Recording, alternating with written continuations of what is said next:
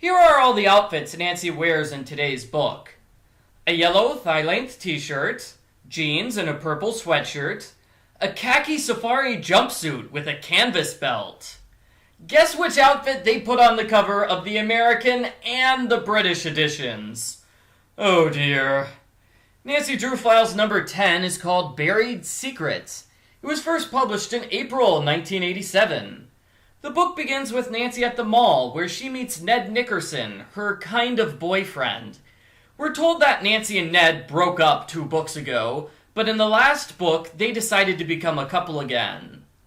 Problem! That never happened in the last book. Continuity! If you're going to talk about the previous book, make sure your information is correct! In any case, Nancy and Ned are having some difficulties restarting their relationship. You know, after the lengthy 1-book breakup. Nancy keeps jumping back and forth between nervousness and wanting to kiss Ned's brains out. And I had a really funny joke to say here, but my girlfriend made me cut it out of the review. Sorry. Nancy and Ned come across a political speech being given by Todd Harrington. Todd is the Nancy Drew version of John F. Kennedy Jr. He's from a famous political family, and his father was killed 30 years ago. The story was national news, but even to this day, no one is quite sure who the murderer is. While Todd is being harassed by Brenda Carlton, a pain-in-the-neck news reporter, Nancy sees someone with a gun. She runs on stage and saves Todd's life by tackling him, just before the shooter fires. Brenda and Nancy butt heads afterwards, and Brenda openly challenges Nancy to a detective competition. Both of them will try to solve the murder mystery, and whoever wins is a better detective. Nancy accepts the challenge. The weird part is that Brenda has been giving Nancy these detective challenges ever since they were in 3rd grade. Why hasn't Nancy learned to just ignore Brenda at this point? Seriously. Nancy researches the case. 3 people visited Harrington's office on the night he was killed.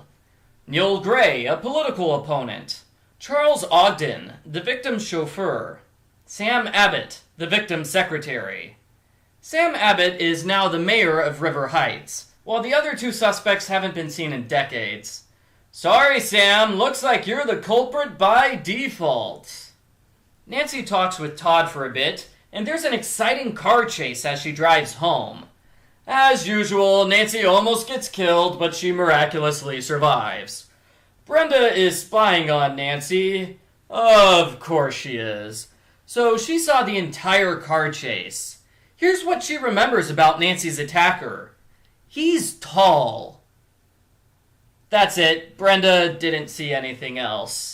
Yeah, Brenda, you should probably quit the detective competition right now and save yourself the embarrassment. Nancy talks to her father about the case, and he reveals that Hannah Gruen, the Drew family housekeeper, was engaged to Charles Ogden, one of the murder suspects. Nancy asks Hannah for more details. She said that Charles was way too poor to marry her, so he asked the victim for a raise. When the victim turned him down, Charles was mad enough to kill. Dun dun dun. Hannah slaps a "to be continued" label on her story, and then she leaves the room.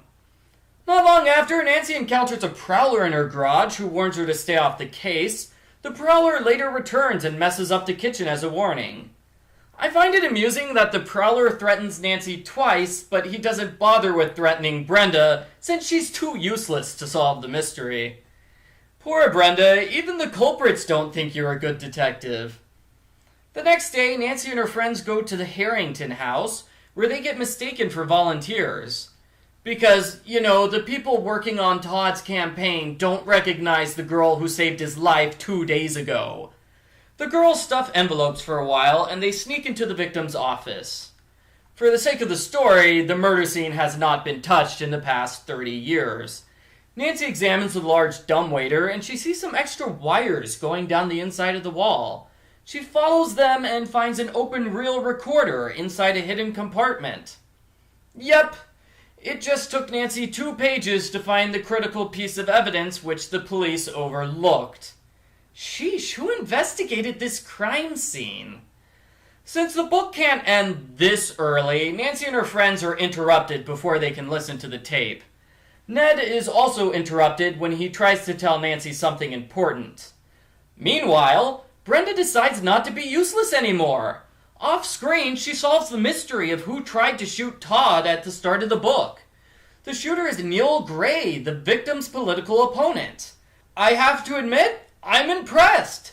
Brenda's detective work here is so good, it deserves an award. Someone tries to kill Nancy, again, and Hannah tells part 2 of her story.